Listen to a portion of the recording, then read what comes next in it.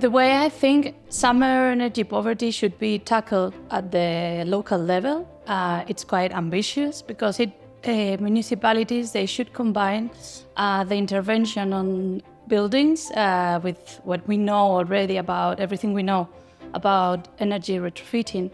But also they have to intervene and take action on the urban scale, which is something we generally leave aside when we talk about energy poverty.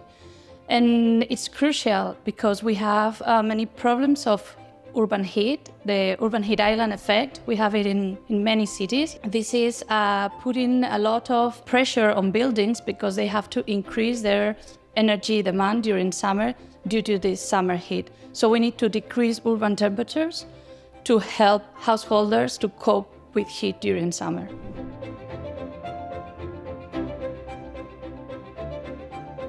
When we think about summertime energy poverty and we talk about the Mediterranean area, we have good news because we have a history of adapting to heat during summer. So there's a lot of knowledge in the population. But during the last years, due to the availability of cheap energy, we've forgotten about these strategies. So we need to take them back and use them with the population. So within the Mediterranean area, I think we will be able to adapt to heat. However, the IPCC projections foreseen longer heat waves, more heat waves during summer.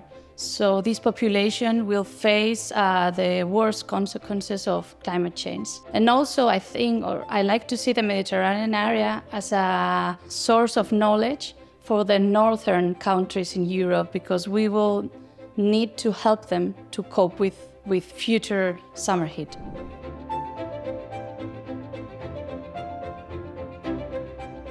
From most present heat waves, I think we've learned, and many governments have deployed emergency plans related to health, because we generally have a huge mortality during heat waves.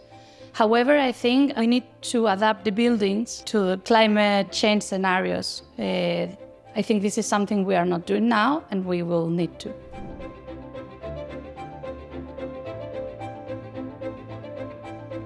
In Culturalize project, we just released our last policy brief related to how to address summertime energy poverty in European policies. There are 3 key issues.